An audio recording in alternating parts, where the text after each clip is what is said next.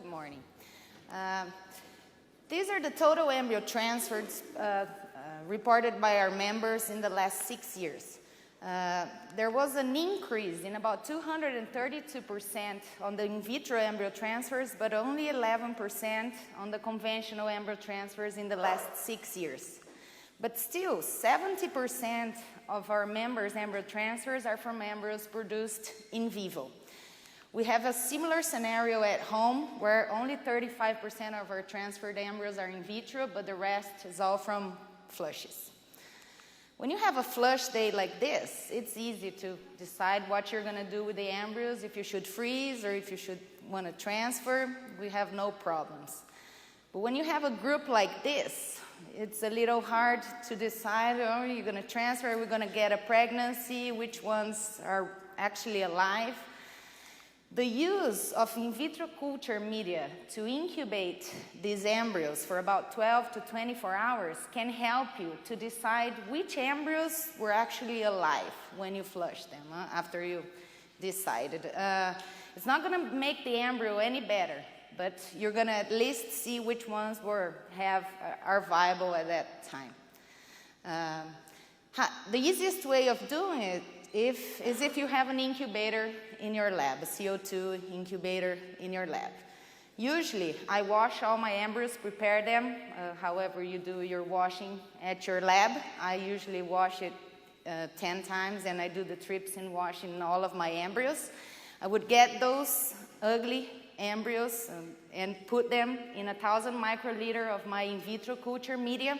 Usually, I have culture media all week over there, left over from the in vitro fertilization, and I would incubate those embryos between 12 to 24 hours. So I flush today, I will incubate till next day to see if they got any better after that. Sometimes we don't do IVF every single week, but I keep the leftover, I freeze the media also. And for this short-term culture, it cultivates well those grade 3 embryos also. Right after you thaw it, sometimes you have some crystals in the media, but that will clear out really. On the next day, it will be pretty clean. If you don't have an incubator in your lab, another option is to incubate them in tubes. So you would have the media in the bottom covered by oil, and you would leave a little chamber of air. So you would gasify with a gas mix, and you would create a little incubator. So you should warm that media up before and have it equilibrated in CO2, of course, depending on the media that you use.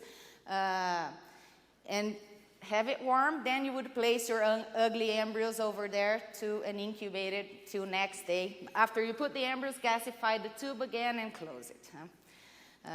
We sent some media to Larry once, and he did this system to insert the gas inside the tube, and it worked for him also. What percentage of embryos will develop into the blastocyst? So you have the ugly morulus or early morulus. You want them to become blastocysts to see if they were really viable. If you get an 8 to 16 cell embryo that was flushed 7 days after donor hit, those embryos will not develop. But if you get some younger morulus that are disorganized, those, after you culture for 14 to 24 hours, they might become better embryos. This is another example. They don't have as much cells as the embryos before, but they could probably generate a pregnancy. What are the conception rates that we get with those incubated embryos? We get almost 50% conception rate with those blastocysts. I tried to see if there was a big difference if I used 6 days hits or 7 or 8 and even some 9s, because we had over there. It looks like the 7 and 8, but I didn't do the statistics, so I can't affirm which one for the number of embryos that we did.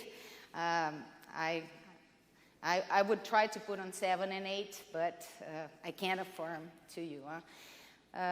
This, comparing to our in vitro, to our in vivo fresh embryos, grade 1s and 2s, it's lower, but we're bumping up the conception rate for our embryo 1 and 2 because we're selecting our best embryos, so we get almost 68% conception rate for the fresh. Sometimes you incubate them for 24 hours and you think some were good, but they don't look too good next day. Probably this blast here, it's from this morel that had a little bit more cells. But then you keep it in the incubator for 24 more hours and they look a lot better. Huh? But while you get 50% conception rates from those that got better 24 hours later, we have about 5% conception rate that only developed 48 hours later. Huh? So they look good, but unless it's a really important donor, usually I dump them. Huh? Those results that I showed was in virgin hosting heifers, the first or second cervices. We tried to put some in lactating hosting cows, and we got only 25% conception rate too. They don't do too well in the lactating cow recipients. We tried to freeze some of them also, but we got 25% also, so I don't like freezing them. And the abortion rate was closer to what we have with the in vivo. A little, I didn't know if using the in vitro media would increase a little bit the abortion rate, but it didn't increase as much. We have about 12% with in vitro and 8% with conventional fresh, and the incubated 9%. So our best results with those embryos are if we transfer them fresh after they became blastocyst on a maximum of 24 hours of culture and transfer them to a virgin heifer. At home, it's comfortable for us to do that because we have a small in vitro fertilization lab and we flush the cows, so we have everything in hand that is possible for us to be doing that. So this would be an example of our schedule. We do OPUs only on Wednesdays over there, and we flush Monday, Tuesday, Thursdays, and Fridays. Transfer almost every day in virgin heifers, and we have lactating cows synchronized for Thursdays and Fridays. So we have the OPU on Wednesday, the fertilization and culture on Thursday, and we feed our embryos 2 more times. So we have our in vitro culture media fresh available for us to do that for our flush embryos almost all week. So it's comfortable for us to be doing that. The disadvantages are that you have to transfer those embryos 1 day after you flush. So for people that have flush on farm, that might be a problem to go back over there to transfer them. They do not freeze well in our experience.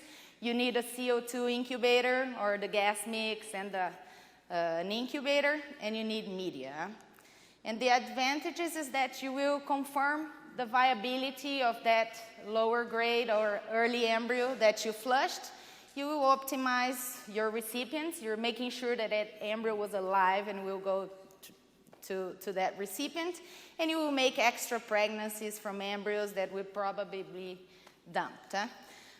So you have to balance and see if this is something that works in your system. But we have been doing this for about 10 years at Rouen and Maddox, and we like it. If you have any questions.